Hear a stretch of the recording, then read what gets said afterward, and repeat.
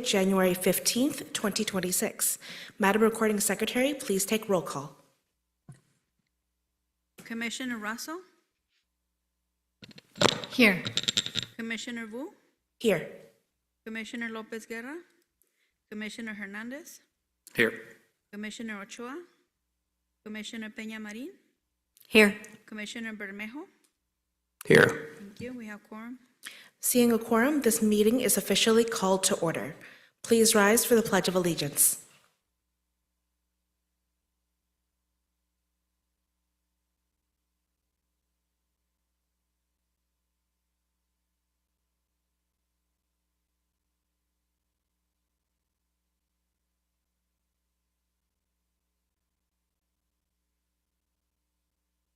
Thank you. You may be seated.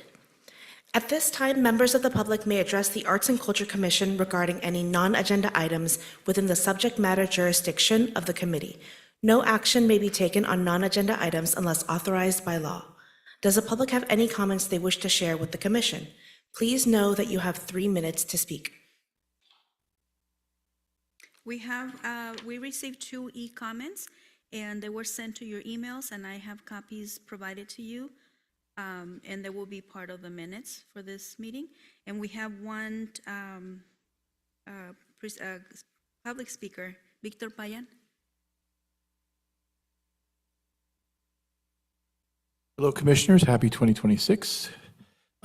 This is for agenda item 5, but I guess I'll do it in the public comments here. Okay. So, hello, Arts Commissioners. As you may be aware, United Artists of Santa Ana's members, particularly Pocha Peña and myself, were key partners in the effort to create the Santa Ana Arts Master Plan. In addition to years-long advocacy to bring the effort to fruition, we conducted extensive community outreach, participated in almost all of the community input sessions, and even hosted several community meetings the consultants did not plan to have. These included community input sessions for youth, seniors, veterans, LGBTQ+ artists, media artists, and Spanish speakers. While the Arts Master Plan has been highly effective in developing Santa Ana's arts and culture sector and serving residents, there's some key areas where it is not advanced in regard to the recommendations made in the plan. I urge you to consider the following recommendations and present them to the city regarding some unmet needs identified in the Arts Master Plan that would greatly improve its impact. I urge you, some recommendations that align with the Santa Ana Arts Master Plan. 1, increase the funding for the arts program commensurate with new programs, duties, and growth of the program since 2017. Rather than being seriously addressed by the city, the arts budget has not increased significantly and has faced defunding threats in recent years. Adding an additional $300,000 to the arts program budget will help strengthen and expand arts and culture staffing, programming, and capacity. Additional revenue sources include the Americans for the Arts Economic Prosperity Study that the city participated in identified the Santa Ana's nonprofit arts sector contributes $54 million in spending, including $1,146,146 in local tax revenue, $2,461,189 in state tax revenue, and $8,988,242 in federal tax revenue. This does not include for-profit businesses such as the Observatory and Picture Show, movie theater, or independent galleries, grassroots, and community-based artists and organizations who make up the lion's share of Santa Ana's arts community. These guys do a lot of spending that wasn't counted in this report. Santa Ana's marijuana tax revenue.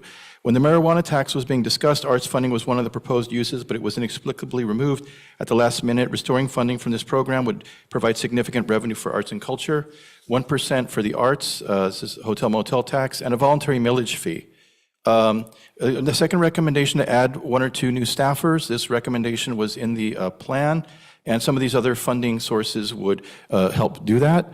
And it would also free up the arts and culture specialist to work on soliciting new sources of revenue and grants. Create a policy for arts empowerment zones. It was originally discussed that the city should create arts empowerment zones that would have incentives for businesses, property owners, and artists to be there and make a plan that they would decide where cultural development should be. And it was unfortunately in the plan until after the final public review, and it was taken out. But this was one of the biggest betrayals we felt was one of the more significant impacts that the plan could have, was to let the city decide where culture would happen and be built, and economy, and it would fight gentrification. And then the fourth thing was to utilize professional panelists for the staff for the review of the grants. I think the city right now requires people to use to get insurance to be a panelist, and it's not done anywhere else. It's kind of ridiculous. But this would also address any kind of conflict of interest issues. It would professionalize the review that our artists get, and it would also expose our artists to other people. So I've included some sections from the actual master plan that support this, but this is in alignment with what is in the plan and would really meet some unmet needs. Thank you.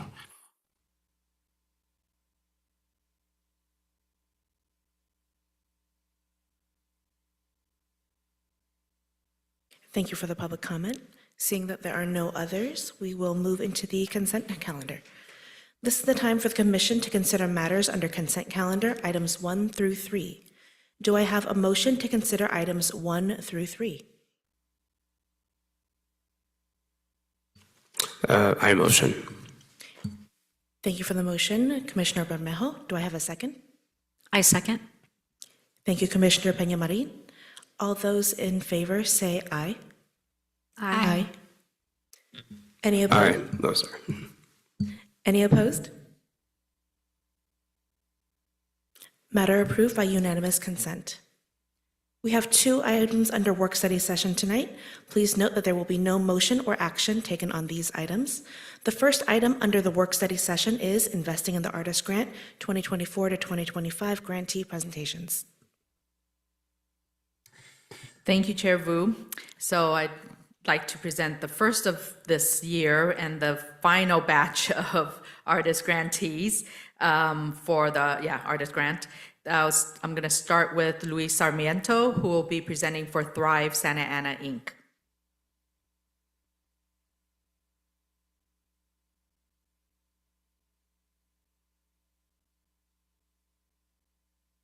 Okay, thank you.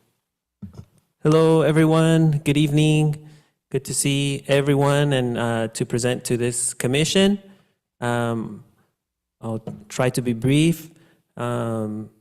I recently sent an updated timeline on our project. Our arts grant is going to install a new mural at La Colmena, which is Santana's first community land trust project, which I think is a really powerful example of this idea of connecting art and community-led economic development. So that's a little bit what I'm going to talk about, just so you all are familiar with our project and some updates on our mural project. Next slide. So again, our project is the first community land trust site here in Santana, which represents over a decade of community members organizing and coming together to identify needs throughout Santana. And this was a site that we were able to identify, owned by the city of Santana, and create an agreement with the city to develop the site as an urban farm, as well as an affordable commercial space and community event space. And those are just some images of our development process, which throughout has been, an inclusive, participative process. And you can just click through these. There are more pictures of how we do projects, which is consistently through resident participation. And also, next slide, we do consistently use art as a way of inviting the community to express their ideas, their vision for the development of our neighborhoods. And so you'll see some older pictures of things that we've done in the past and some newer images of some of the murals that we did last year. But go ahead and go to the next slide. Once we completed the development of our site, we just opened in April. And hopefully you all can come visit sometime, get a coffee from Café de la Milpa, which is a co-op. And leading up to the opening, we started asking folks, what are symbols, imagery that represents our community, our values, and our connection to the land? And that was kind of one of the starting points for the development of ideas for our murals. Next slide. And again, these are just images of an event back in 2018. I think it was 2018, might have been 2017, but this was an art festival that we did. Next slide. And then just this last year, we continued, doing community-based art. We consider it part of our methodology, part of our approach to economic development is using, whatever means are available to us to invite community members to take ownership of space. And so this is a project that we did just at the end of last year with some local youth from KidWorks, which is a community center just down the street. Next slide. And the update of our mural project. We are partnering with a muralist named Alicia Siu, which is pretty exciting. Most of our murals in the past have been with, we're also very proud of them, of course, with local collectives through participative processes.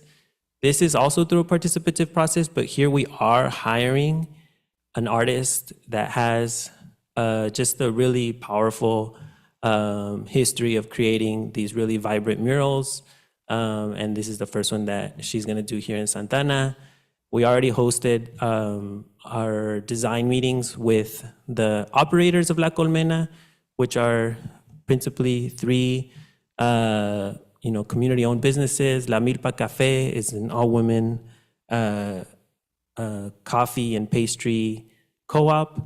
Salsa is an urban farming co-op, and Don Gelacio is an elder master weaver who also owns a store there at La Colmena. And we all got together and used also the input from the local residents to create a design for our new mural with Alicia. And next slide, you'll see some of the images of what what Alicia helped us come up with just representations of our connection to the land, how we identify our current struggle, for the right to remain with the history of original Native communities, of Black and Brown communities, of Asian communities. Here in Santa Ana, and the legacy of our communities' right to remain and organizing and work to defend our communities. So this is just some images of the mural that we were able to complete the design. And next slide. This is, obviously doesn't have color yet, but this is the wall that we're planning to place the mural. We've already purchased the materials, and the artist is now actually painting it in studio, and then it's gonna be installed afterwards with some products that we were able to get, which allow us to install the mural using something called mural gel. It's painted on cloth, and then hopefully that's not the case, but if in the future we ever need to recover the mural, we will be able to do that. And that's it. Thank you. Questions or any questions or comments? I feel like I have no idea where is your. Where is La Colmena? Where's La Colmena? Yeah, so we're just the main cross streets are Walnut and Daisy. Basically, where El Toro Market is, just down the street, down First Street, past Rate, make a left on Daisy, Okay, and is right there. awesome. And that's, on that space is where the mural is being painted. Correct, yeah. That wall that you showed, is that the back side of a building? It is, so right around there's an adjacent site, which is a gas station, which, is owned by a company called GNM, and they've said that they're giving us permission to use their wall. Nice, so the owner of the building is giving you permission Yes, to paint. So you're painting it on a cloth that will be placed on the wall? In Correct. case it has to, yeah, hopefully not, but if we ever do need to move it, we will be able to move it. I like the concept of the mural. I think it shows that progression. It's really well done. Good Thank job. you. Thank you. Thanks. Yeah, I just want to say that it's just amazing to see that El Centro and various, other groups, small businesses, community members have been able to embark on this effort to create a land trust that is just a really an innovative tool as we think about how we fight against displacement and gentrification in our city, allowing our arts and our collective spaces to remain and not be displaced, that, Thrive Santana has shown that it can be done. And, and hopefully we can have more lands that are owned collectively by the community, more spaces for arts and culture to thrive, and it's just great to see the growth. I've been there from the beginning, as you know. Yeah. So it's great, and look forward to more art projects and things of that nature. OSA was actually part of the founding board of several years back of Thrive. So thank you for the work that you put in as well in those past years. Thanks. I just All want right. to, yeah. I just want to say, I just really love seeing Thrive's work and how at the core of the work is always bringing together the intersections of community, art, and economic development and justice. And that's so key for what we need to do for our city. And I just really want to see how much further this project continues to go. So thank you so much for all your work. Thank you, Indigo. And just fantastic job on the space. My family's been there many times, and it's a good reminder that we need to go back. Particularly the outdoor area, where I'm so excited that you're going to be having events or more events there. So that's fantastic. I also just want to say I'm glad you're paying the artist. I know you made it sound like it was maybe not the preferred method, but I'm glad that we are recognizing our artists for their Absolutely. contributions. And then I also just want to champion the participatory art process that you showed us.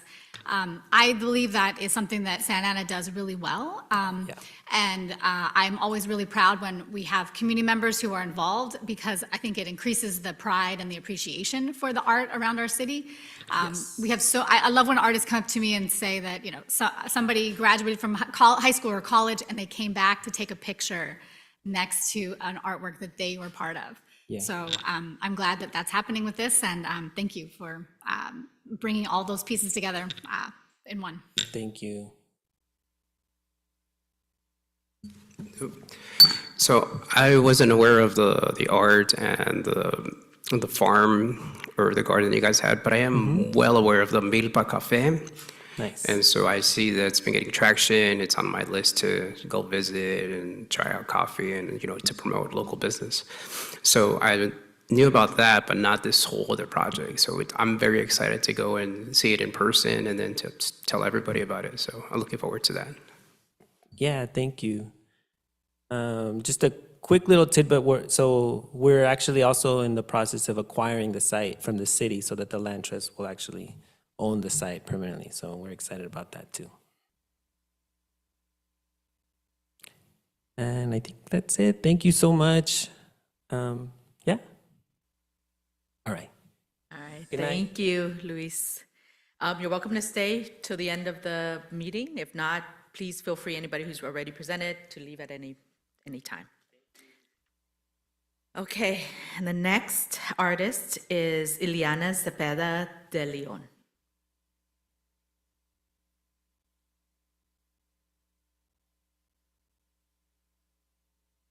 Hi, everyone. Happy 2026. So I am here to present our project from last year. So it was Ceramics in the Community, or also in Spanish, Cerámica en la Comunidad. If you could go to the next slide.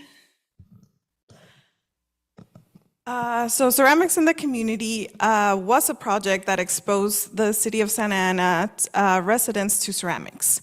The project focused on a ceramics class where participants, adults and children, had the opportunity to hand build a piece of clay, paint it, and show the piece in a community art show. This project was a 2-day event, so the class and the art show, and it was both in English and Spanish. The why, to provide children and adults the opportunity to express themselves and explore interests that they may not be exposed to otherwise. So we did end up doing this project in a low-income community in Santa Ana, so it was definitely something that folks there were not really exposed to, so we were really excited to be able to bring a form of art that it's not necessarily very accessible to most people. To provide a safe space for people to be creative without a lot of pressure. We had kids of all ages. We even had a 6-month-old. He did not play with clay, but he was there. And then we also had folks that were actually like older as well. So we had some 60-year-olds there. And it was also just a great place to be able to connect with community in a more profound level. If we could go to the next slide. These are some of the logistics. So the art class was actually in November 21st, 2025, so last year. The art show, December 18th, 2025, and both of these events were held at the Bishop Manor KidWorks Community Center. We had approximately 40 participants in attendance, again, of all ages. We had 70+ small ceramic hand-built pieces. There were lots of smiles, lots of art, and it was really loud. But it was great. Again, it was a way for the community to connect. The event was bilingual, and the event was sponsored in part by the city of Santa Ana, so thank you. These are some of the images from the event. So, yeah, if we could go to the next one. More images. There's our youngest participant right there, the little one. But as you can see, there was definitely a little bit of everything in terms of ages. If we could go to the next slide. This is from the art show. So some of the participants, proud to be sharing their art. If we could go to the next one. Actually, if you could hover over, yes. It's just like a little. I'm still waiting right now to get it. Oh, Yeah. no, the It- noise it's is- sometimes takes a while. Ignore the volume. Oh, And then the other one. Yeah, no, I messaged it right now. Yeah. Well, So these are some of the pieces that the participants created. So I challenged everyone to not create a bowl or a cup. I told them, okay, let's think outside of the box. Let's do something different.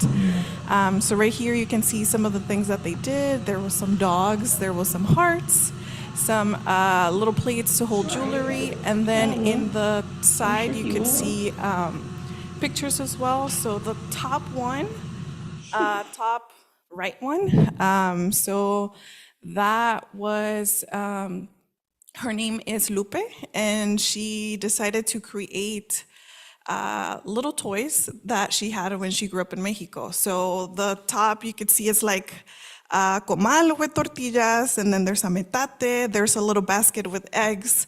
So it was really cool to be able to see that, like, even like the older folk were also having a lot of fun with creating art.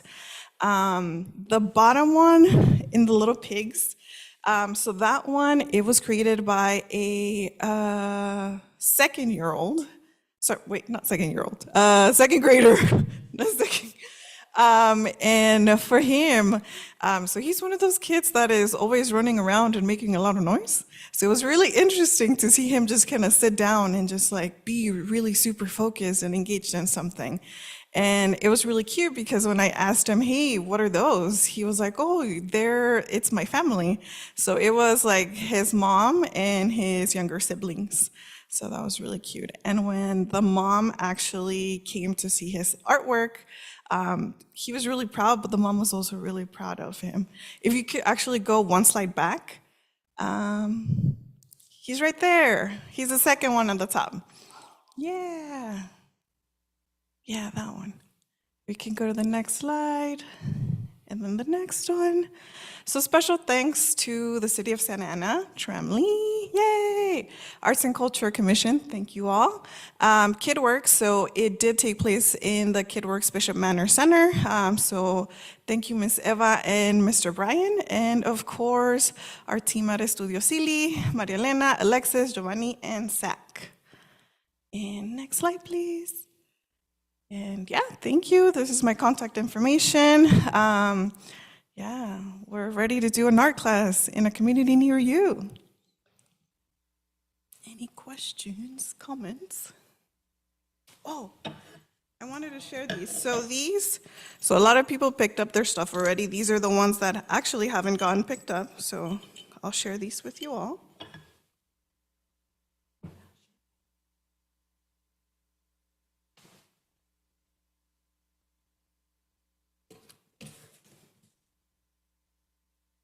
So judging from the sound of the ceramics, they've been bisque fired? Yes, yeah. Awesome. Yeah. Is there any intention on like a glazing part of this? Yeah, so actually most of the people didn't want to glaze them. So when I had the conversation with them about glazing, I told them, hey, with glazing, it's kind of like whatever the kiln decides to do sometimes. So you can have the intention of like, I want this to be like a bright green, and then it comes out of the kiln and it's like a poopy brown. So when I told everyone that, they decided that they were not gonna, most of them decided not to glaze them. The thing that we're gonna be doing is hopefully we're gonna be with acrylic, a water-based acrylic, we're gonna be painting, so that way it's the actual color that they want their piece to be. Great. So great to hear about that focus from that child. I know that clay will do anything it wants, so you really have to pay attention to it. But what I really, really love is what you mentioned, like ceramics is so hard to get into. There's such a high barrier, but there's something so calming about it. There's something about like returning to literally the earth. And I always, always love seeing ceramics be just made more accessible for the community. So I really appreciate this, really love seeing this art, and I hope that it sparked a lot of joy and a love for the arts in some of these people, and particularly the older adults that you mentioned. I think too that a lot of adults forget how essential play is to making sure that our lives are as fulfilled as can be. And sounds like you definitely brought play back into the room for those adults there. So thank you for your work. Yeah, thank you. Question.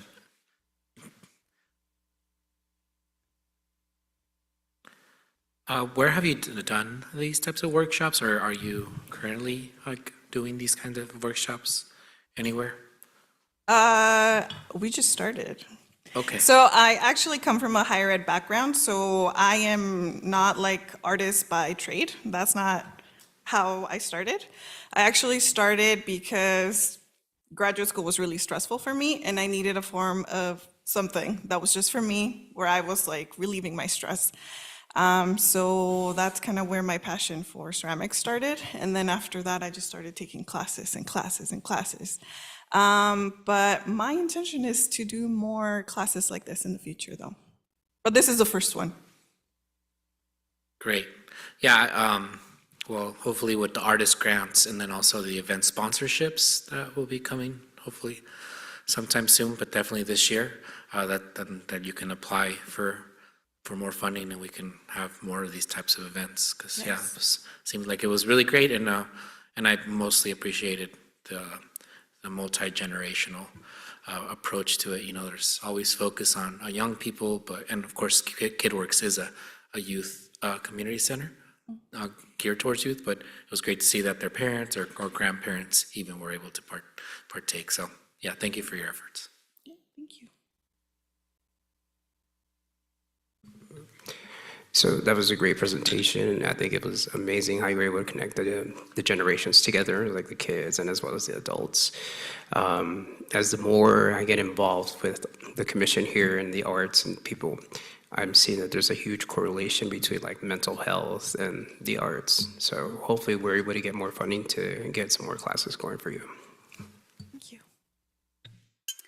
I have a question and an idea. I'm just curious, now that you've done your first workshop, getting this off the ground, what would you maybe do differently, or how will you enhance if you do future workshops? I think for sure one of the biggest ones would be like having a specific thing for them to create.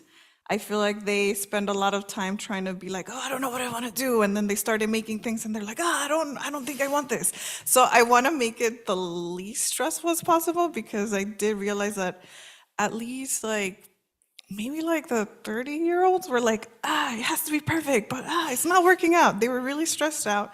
So I feel like if it was like a specific thing where like you're coming and we're going to build a little lighthouse, right? Like it's gonna be like a house and you put a candle inside and it's, reflect light out. Like, I think if it's something specific, they could still be very creative, but it also removes the barrier of like, I have to think, what do I create? And it has to be perfect. So I think that would definitely be one of the big things. And then I would definitely still keep it like all ages, because I think that was really great. Even like the younger kids, there were some things that they created that I was not able to fire because maybe they would have exploded in the kiln, but they still had a lot of fun creating those things. So I love that. And I happen to have a second grader at home, and it just happens that last night we read a book about Juan Quesada, who was a ceramicist from Mexico. And it's a fantastic book. If you find a copy, I love reading it. It's a great read aloud, and it really tells an interesting story about the history of the Mata Ortiz ceramics. And I think it also helps people, my son was commenting about how he helped him realize there's this history, this heritage behind, he didn't use those words, but behind the ceramics. So just if you are interested in continuing to educate people about the history, it would be a great addition. thank you. I just love that you're building community with this, with all the ages and generations that were there together. So it would be really nice to see it expand a little bit more. So hopefully we can help support that. Yeah, thank you. Thank you. Thank you, everyone. Thank you, Ileana. So that concludes the presentations for this evening.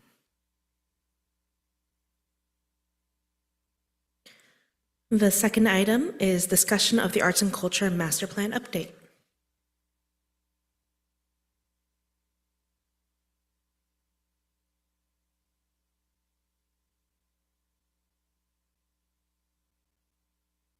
Okay, so I'm going to give you a bit of the background of our initial master plan, the original one. It's going to be a bit lengthy, so please bear with me, but I think it's a great refresher, especially for those who are not present during the time that it was created. And it'll give you a lot of background, particularly as we get to what are the next steps. All right, so the first slide, please, overview of master plan. Okay, I'm just going to read it, but you can read along because there's a lot and I don't want to miss anything. But it was officially called the Community Arts and Culture Master Plan, and the reason why is because they wanted it to not come from like a top-down bureaucratic city process, but rather from the community, as you are very much aware that Santa Ana is good about doing that. It was completed in 2016, 2 years after the formation of the Arts and Culture Commission. So as Victor had already mentioned, that's the first cohort of commissioners were the one who championed it, along with Pocha Peña, Sandra Pocha Peña, and members of the community who formed a steering committee, actually. So all the stakeholders, community leaders, all of them, and it was a substantial list of all the orgs you can imagine. I think Marlene was there during that time, I believe, if you can recall. But almost every major organization here, a nonprofit arts organization in Santa Ana participated. It was an outside consulting group called Cultural Planning Group, CPG, was hired to develop this plan. And it's a 10-year plan, and we're currently in the final year of this plan. So it's the right time to move on to an update, a refresh, if you will. Next slide, please. What I found interesting when I was doing research on this plan is the survey they did of what people actually did in Santa Ana as a creative outlet or creative practice. And as you can see, murals is at the very, very small percentage, but ironically, it has become the dominant conversation today. So I thought that was an interesting progression or movement of how, and it's been brought up many times in different meetings, how do we support these other, what looks like 93% of people, that are doing wonderful diversity of arts and cultural productions. So, hopefully this new master plan refresh will address that somehow, is how do we support all these other folks too, and not just murals, as wonderful as they are, not just murals in Santa Ana. Next slide, please. These were the original master plan goal themes that came out of the many, many discussions and community meetings. The first one is cultural equity, access, and inclusion. Second one is infrastructure for the arts. Third one is the creative workforce. 4 is community-wide access and engagement. 5, youth arts programs and education. 6, spaces and places. 7, placekeeping and placemaking. And finally, 8, public art. Next slide, please. So I'm going to go through the goals that they came up with, that they spent lots of time and effort. So the first one, cultural equity, access, and inclusion. The goal is to foster equity, inclusion, and access in the city's arts and cultural development. 1.1 objective is explore cultural equity initiatives taking place in other cities and develop and implement an appropriate cultural equity effort in Santa Ana. And 1.2 is work to eliminate access barriers to arts and cultural programs for all residents. Now you have to remember 10 years ago, this is what they needed to address at the time. That was what they felt was, believed what was missing in the arts and culture environment. And I have to say, in my opinion, and through all our different initiatives and support, that we have grown so that this is organic in our process, I believe, is to build in that equity, access, and inclusion through what we offer, how we present our calls. All of that helps. Of course, can anything be improved even more? Yes. But I believe that we have worked so hard to make this just an organic part of our process. Next slide, please. Infrastructure for the arts. The goal is to work collectively towards a robust infrastructure for the arts in Santa Ana, inclusive of city policy, staffing, and sustained funding. Another issue that I believe Victor brought up in his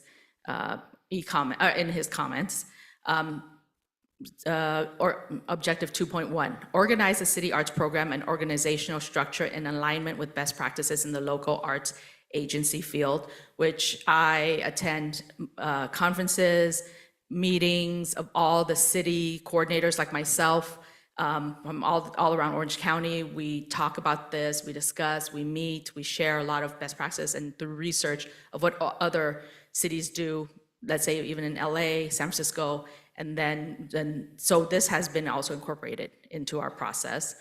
2.2, during the initial phase of implementation of this plan, the current structure and placement of the Arts Commission should be retained, after which time it should be reevaluated. 2.3, develop a staffing plan to allow for the incremental implementation of the arts and culture plan.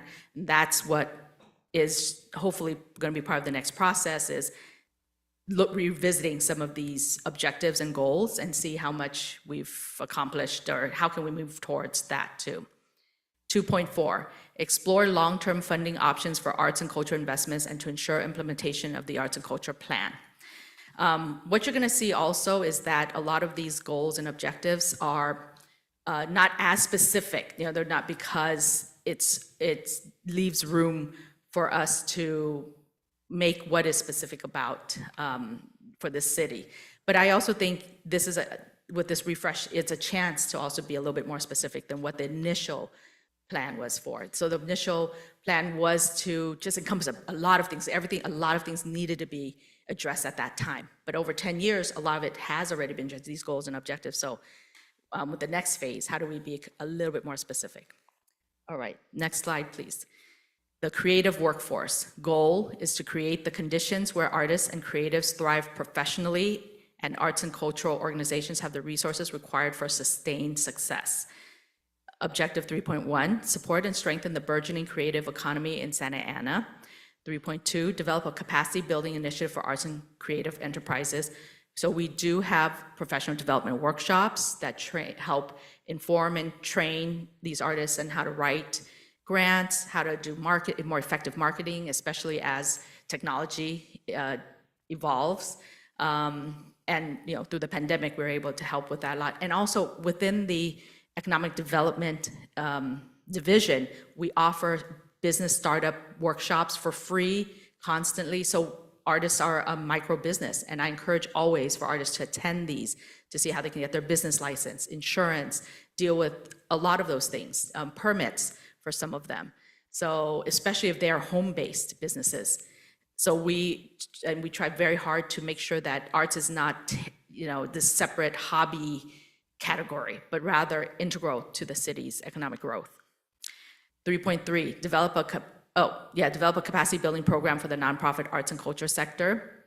3.4, raise awareness of the positive impacts of arts, culture, and creativity on Santa Ana's overall economic development. Again, we try very hard to make sure that art is always talked about and mentioned in conjunction with economic development at different conferences, throughout the city and outside of it. Okay, next slide, please. Goal number 4, community-wide access and engagement. The goal is to support and expand arts and cultural programming to engage all populations throughout the community. Objective 4.1, develop a neighborhood arts program facilitating arts and creative opportunities for every neighborhood and community group, ensuring equitable distribution of resources. Again, we reach out very much to neighborhood associations. We do presentations there to make sure that they're aware and spread the opportunity information. 4.2, create lifelong learning program that is available to underserved constituencies, including homeless, veterans, seniors, and disabled populations. This is just a small part of why we try to incorporate some kind of theme in each of our grants, our artist grants, call-outs, because there are populations that are underserved and often overlooked and marginalized. So we try to be mindful of making sure that the participation, like we said, throughout the community. 4.3, ensure greater long-term success of traditional, historic, and contemporary festivals and events. Once again, we do, some of these festivals are organized through Parks and Rec, but we support them very much to try to reach out to,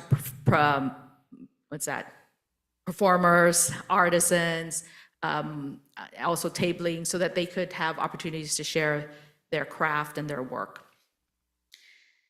Next slide, please. Goal number 5, youth arts programs and education. The goal is to support existing and create new opportunities for youth to engage in artistic and creative activities and career pathways. Objective 5.1, develop a youth arts access program. 5.2, support arts education in the school by identifying and implementing partnerships and collaborations between the community, arts organizations, creative businesses, etc., and the district that strengthen its progress towards goal achievement. 5.3, develop collaborative programs between major institutions, arts organizations, SAUSD, Santa Ana College, and creative businesses to develop career pathways. We try with that too.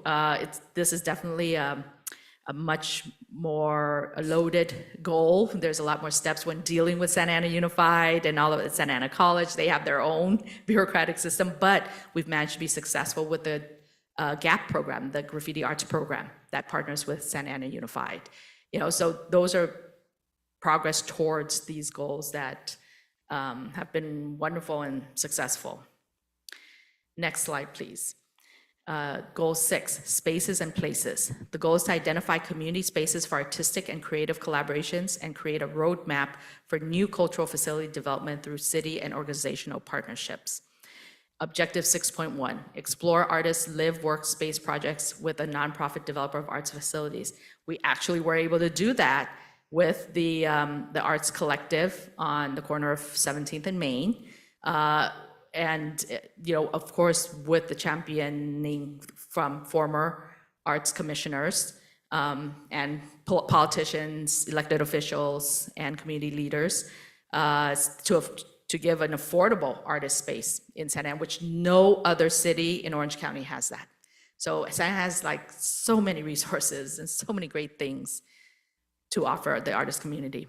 6.2, in concert with the placemaking initiatives, develop creative maker spaces and vacant storefront programming to activate spaces, create an artisan market/incubator. Now, we may not have the capacity and the resources to do all of this, but what we've been able to be successful with is to support other groups and orgs that have these spaces to offer to artists. So that's through our grants program, our sponsorship programs.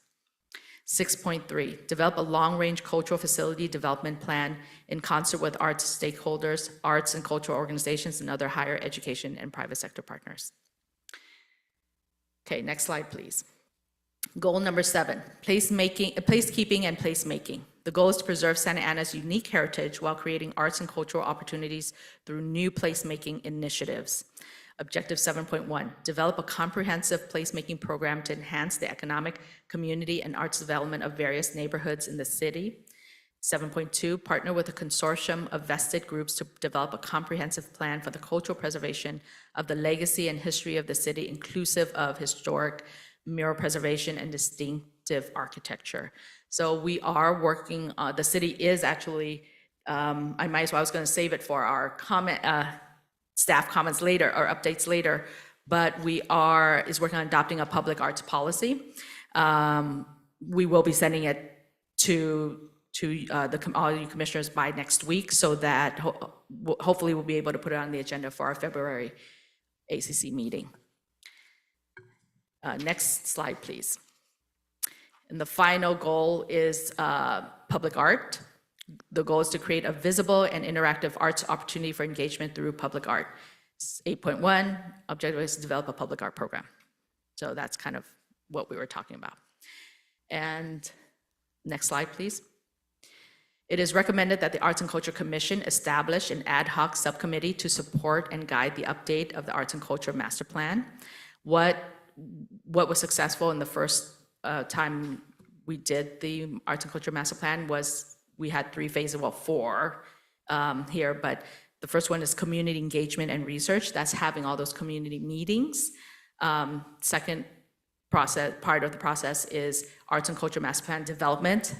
Somebody has to write this plan.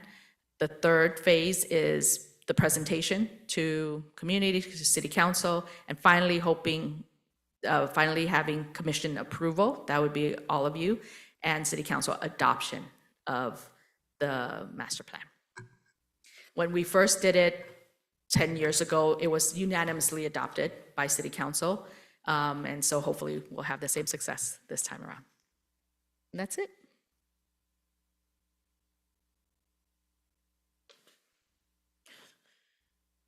All right. Sorry? No. All right, so like Tram said throughout that presentation, this master plan is such an important way to make sure that we have a North Star in the Arts and Culture Commission and Department as we continue to make sure that in writing the goals, objectives we have that guide the work of this office are as aligned with the communities as possible. And this process of making sure that the master plan captures all of those different perspectives and necessary stakeholders that we need to have. This means that we need to make sure that we are as committed as possible in this process as possible. And for us, one of the best ways to do that is to form an ad hoc subcommittee so that we can ensure that the members of that subcommittee are able to research as deeply, meet as often as needed, and make sure that at the end of this, we have recommendations, really clear recommendations for our commission as a whole on where we will go after this and how we will dive into actually developing that master plan. So with that, I have some questions first, though. So this master plan, while some things were met, I feel like there's still so much growth and things that need to happen within that master plan. Are we looking, just for clarity, are we looking to write a whole new master plan? Or is it possible to take what is written and identify what has not been met and maybe work towards meeting that? rather than reinvent the wheel, I mean, there were some great items. I mean, there's a couple things that I really focused on. I'm really about the city of Santa Ana needs facilities. That's the biggest part, I feel, for me personally, right? As a whole, for all artists. And that's a whole other conversation. But I just feel, are we starting the process again? Or can we take what has been developed, adopted, and revisit that with a committee? I feel for a committee to take on that project, that's huge, right? So, and as lovely as that is, I think there's many areas that haven't been met, at least in my understanding. So does it make sense that we take what is there and revisit it and maybe flesh out what can be continued, what maybe has already been addressed, and we can pull that by the wayside, maybe add other things that make more sense, because in 10 years, obviously, things have changed. Just so I have a clear understanding, is that something that can happen?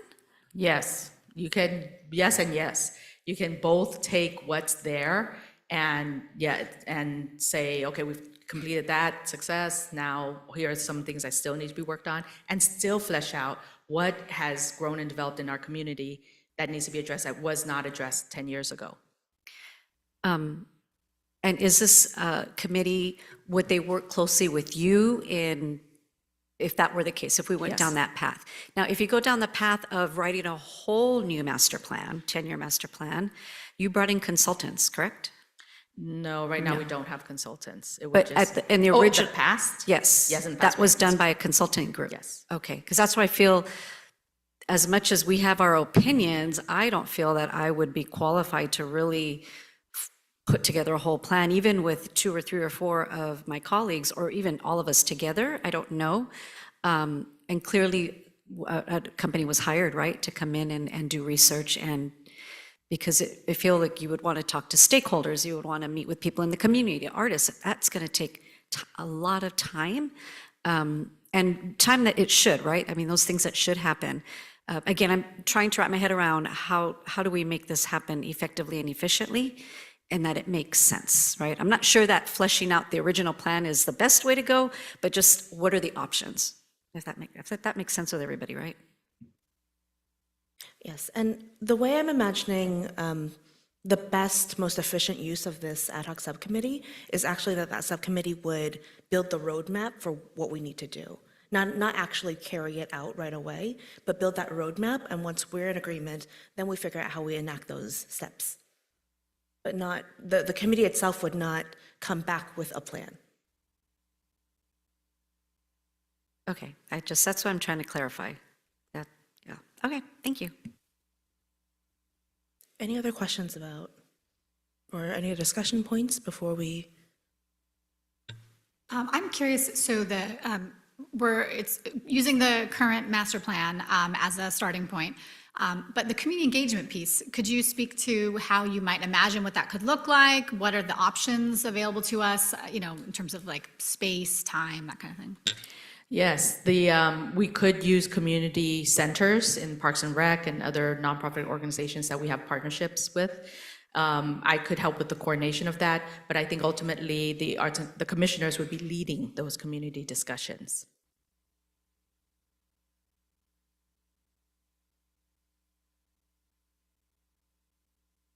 I have a question. So the ad hoc subcommittee, is that what it's called? It's 3 people max, right? 3 commissioners Yes. max? And I would assume at least 2. Yes. Okay.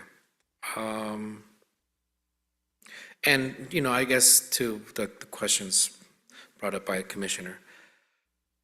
So, yeah, I mean, in theory, we could just be like, this is good, and then, like, let's try again, type of thing. We wouldn't need to necessarily recreate, but it's based on whatever the ad hoc committee wants to do or not do, and the level of outreach, and so on that it wants to do. That's correct, right? Yeah. So, I mean, this is kind of like for those that want to volunteer and do this, then how much work you want it to be is really upon you and or those folks. Because, I mean, as you look at the various points, there was one that was like, yeah, we totally rocked that one. Another was like, 2 out of 3. And some, like, not hardly at all, right? And even the question around, like, the percentage of what, initially that we thought was what this community of artists was interested in, and what it turned out to be in the case of murals. Just as it stands, says that, there's definitely some tweaking that can be done. I look at it, could, if I were to, join that ad hoc, I'd look at it as a skeleton.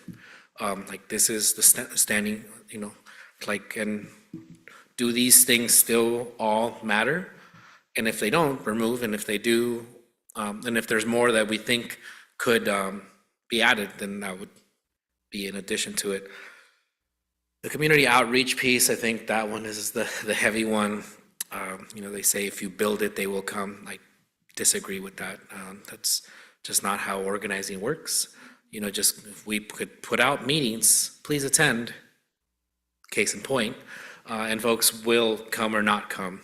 And so, that's just then, again, incumbent upon those that choose to be a part of the ad hoc to then decide, like, how much community outreach do I want to take on? What does that look like? Could we do an online kind of survey? Would we need to have in person? Could it be a little bit of both? So I think it's important that folks, and especially I would imagine we might have a list of past grantees that we can, or the list that I guess you all send out the minutes and information from the Arts and Culture Commission, that we could send out these kinds of either online survey or in-person meeting, 1 or 2 that could be done. In any case, I'm not saying that I'm going to be on this ad hoc, but I'm just saying those are the kind of things, having served on them before, I think, it could be a lot of work, and it could be, marginal work. My last question, when is this due? We'd like to, not that this is a hard date, but we'd like to have it in 6 months. 6 months from now, and then to be able to discuss it here, potentially, come to a consensus about that we agree with it, to then it would be put on the calendar for the city council to then formally approve, adopt. And then it would come into play January of 2027? Okay, thank you.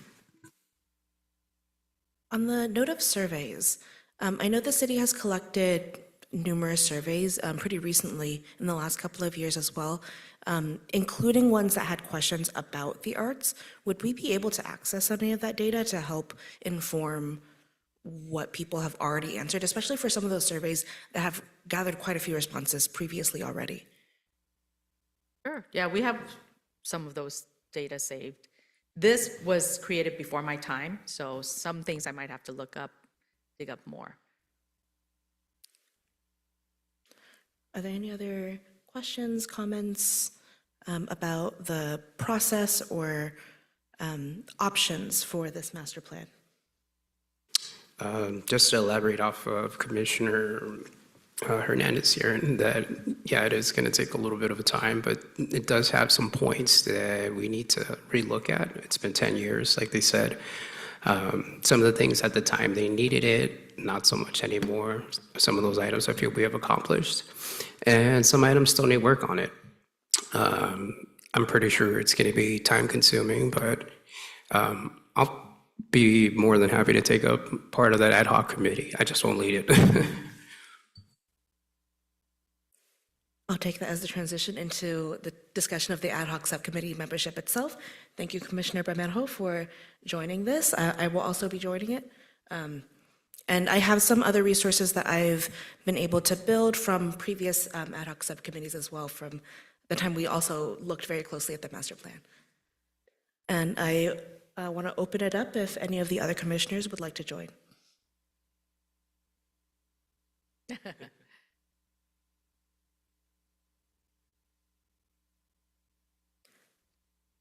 I will join on her behalf. Thank you so much, Commissioner Russell. As much as I would love to, quite honestly, I have to be honest with my time. 2026 is a very busy year for a couple of organizations that I work with. So, I mean, I'm there in spirit, but I wish I could give the time, but I can't, not this year. I'm sure there will be a chance when we come back as a commission to consider your input at that point. Yeah, so thank you both. And with that, we have our ad hoc subcommittee. And we'll discuss the logistics of when our first meeting will be with TRAM after this meeting. Okay. With that, that takes us to the end of our work study session, and we will move then into staff member comments. Does staff have any comments they wish to share with the commission? Yes, Chair Vu, I'd like to just update everybody on that mural restoration program. The city has decided to move forward with the agreement that has already been signed by the artist that does not have the VARA waiver in it. But we will update the date because obviously the timing has been pushed, later than we had anticipated. And we will email each of the artists next week the updated agreement. That's it. Can I ask how we came to that decision? It was a city decision. It was a city, okay, thank you. Are there any other updates that you can provide us about the other arts funding for the grants, sponsorships, and professional development? Yes, those are being worked on right now. They will be released soon.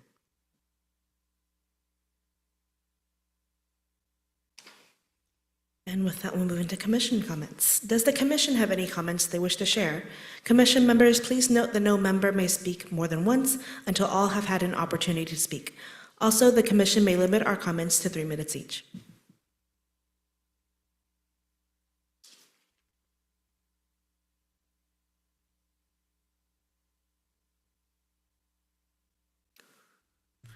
All right, I'll start.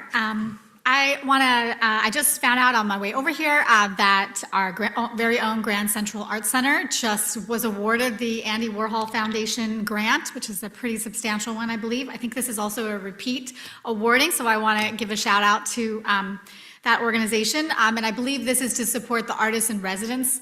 They've had some phenomenal projects and just really creative, out of the box kind of thinking, which is as it should be, but I just want to applaud them officially, and I hope the city can also extend that applause. And then I always like to try to highlight upcoming arts events. It's a little light at this time of year, but this weekend, OSHA is hosting the Connect to Community Arts Festival, aimed at a younger audience, but I've attended with my family. It's been fantastic, well organized, thoughtful, and just really fun. And then, obviously, we are getting ready to celebrate another round of New Year's. I'm sure you'll talk about it more, but I know that the city is sponsoring the Lunar New Year at the Centennial Park on Saturday, February 7th. That's in the morning. And then, of course, Art Walk will be in the evening, so you can have a full day of arts festivities and celebrations. And then Cool Lab, I always like to highlight them. I feel like they're not recognized enough. It's an open mic night. It's a phenomenal event. It's happening it's monthly now, on Thursday, February 12th. And they have a great facilitation process that I applaud them on every single time I'm there. And they bring artists from all over. Last time we were there there artists from like Denver and New York, who are there to sing and read poetry and rap, and it's fantastic. It's at the 4th Street Market in the back patio if you ever want to go, and it's in the evenings. And that's all. Happy New Year, everyone.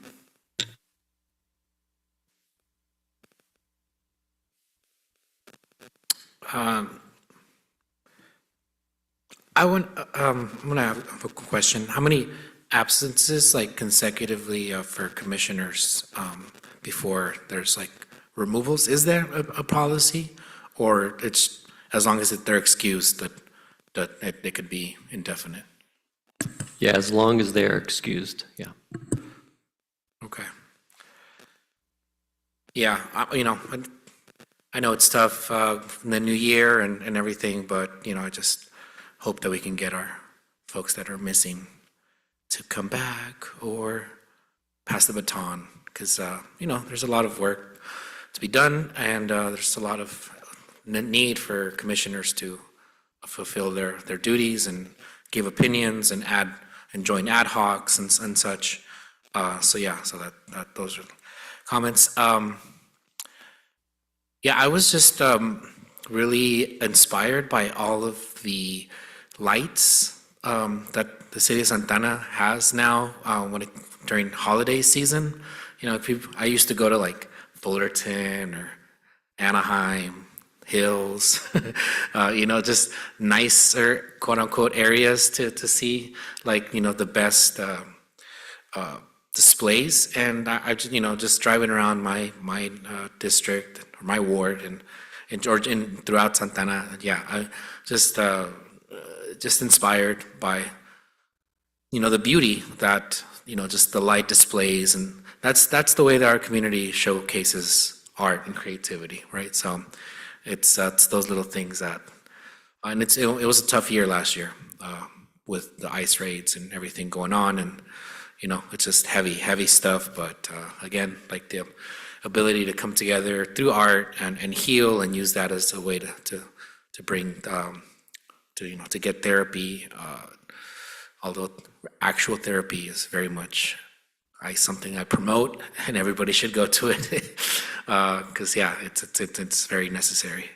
But yeah, in my own life and philosophy about the things that I can't control versus the things that I can control, something that I've been really thinking about of late is our ability to focus on the things that we can't control in a moment when there's so much out of our control that frustrates and hurts us and makes us mad. But so, you know, me in my personal life, I want to this year focus on creating more art and creating spaces to do more art, because I think that's a very important thing that I myself can do, and create spaces for others to do outside of, you know, the things that we do here at the Arts and Culture Commission, which I'm very excited about.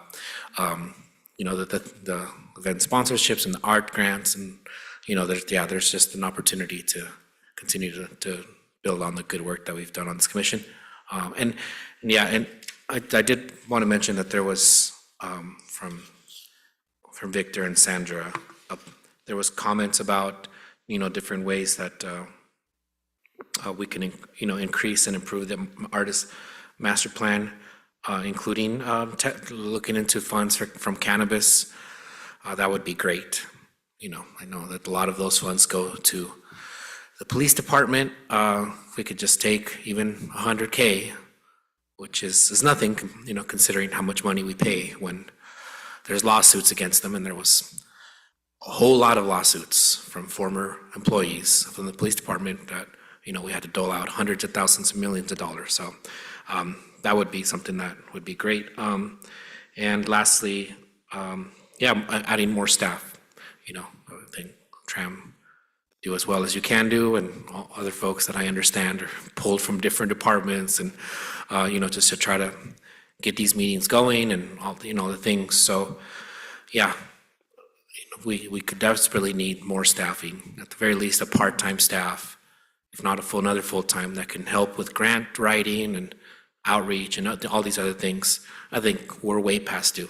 If we really want to do everything that we want to set our plans to do, and we work really hard on our creating this new 10-year master plan, and we don't equally create the funds or find the funds to make these things happen, then we're doing a disservice. So yeah, so I'm hopeful that through our individual advocacy and lobbying, we can get some more funding this year from our city council members. And that's my comments. Thanks.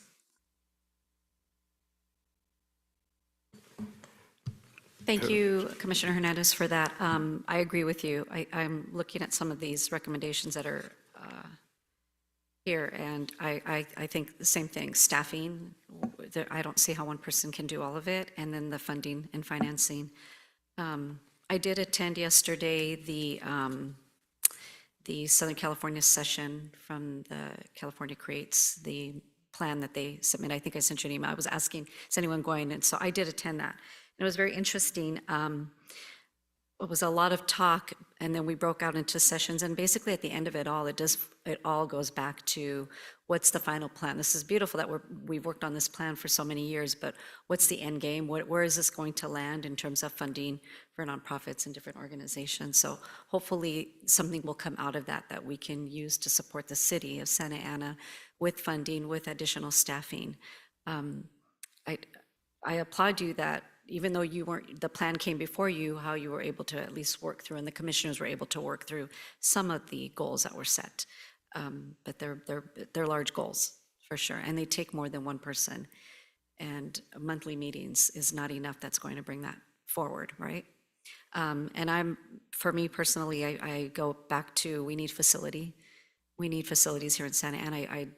To have a central artist hub location that incorporates performance space, studio space that small, medium, large organizations can utilize would be amazing. And for such a large city, I feel like that really should be at the top of one of our goals. So, and then I am going to give a shameless plug with Relámpago del Cielo. We are still celebrating our 50th anniversary. We have some upcoming events that I think would be very exciting for our city. Our event actually has been a year long from 2025 to 2026. Relámpago was founded in 1975 and it was incorporated in 1976. So when we have these major celebrations, we try to do it over a fiscal year. On Saturday, February 7th, which is a very busy day already, we know, we are going to be hosting an event at Santa Ana College where it all started, titled Nuestros Trajes. And it is actually the story of the organization through the costuming, from where it started, how it started, and how it evolved, and how the costuming plays obviously such an integral part in the performance aspect. And then on Saturday, March 7th, we will have our student showcase at Santa Ana High School, which will represent over 300 kiddos performing. How we pull that off, I don't know, but we do, through a lot of volunteer, a lot of help with parents. That's coming March 7th. And then we will culminate the end of the year, August 15th, with our gala concert from our professional dance company. We'll be at the Musco Center at Chapman University. So just I'm going to keep putting that out there. But the February 7th, which I know is a busy art weekend, I think that's going to be a really neat event at Santa Ana College. So thank you.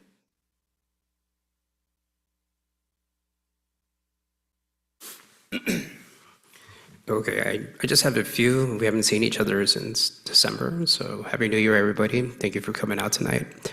Some of the events that I attended in December was like a lot of food drives that were put on by council members as well as the city, and a couple nonprofit organizations and the labor union, Mosaic movement. So it's just really great to see these community leaders and organizations show up to these food drives. Another event that I was able to attend was the Compassion Laced Up for Wellness. This is a nonprofit that's dedicating to invest into the youth of Santa Ana through mental wellness, exercising, entrepreneurship, but much more importantly, to have a network of local residents that, you know, they can look forward to information. It was hosted at the Boys and Girls Club. They did workshops on journaling, breath work, business development. We actually had a local business entrepreneur from Santa Ana. His business is Classic Vato. So it was great to see him talk to, you know, the youth, be like, hey, this is how you're gonna, as an artist, you create your art and how you're gonna sell it and how you sign up a business. So to have the youth understand that you don't necessarily go to college all the time, but you have options, especially in art, which is very difficult. We had the Tamale Festival. I saw a few people out there with the 6th annual, so that was great. Also, Orange Claw Club, one of the local businesses that started about a year ago, I noticed that they had posted that they stepped up and donated toys to a toy drive as well as chalk, which was pretty impressive, which is great on their part. And then, I want to congratulate a new nonprofit called Danza Artes Mexico, and it is founded by Juan Luis Torres. So he was telling me about how he's been trying to get this nonprofit status, and he finally did. And so they're able to bring new style of, traditionals and like, what is the other, tribal type of dancing, which I had never seen before, which was very interesting. So congratulations to them on getting their nonprofit status. As well as Mosaic Movement, who I mentioned, we were able to do, I think, about 2-3 toy drives that were in partner with Santa Ana Unified. And these toy drives were actually very different than the other ones because a lot of the toys that they had were for special needs students. And it would be either auditory, visual, or texture.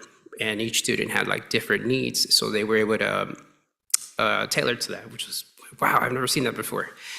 And then we did one more with Myra Ruiz. She did one with teens for Tres Reyes Magos. It's like everybody's doing with Tres Reyes Magos. So La Rosca. But more importantly, she was able to put on this event for teens, because normally we focus on like the youth or the kids.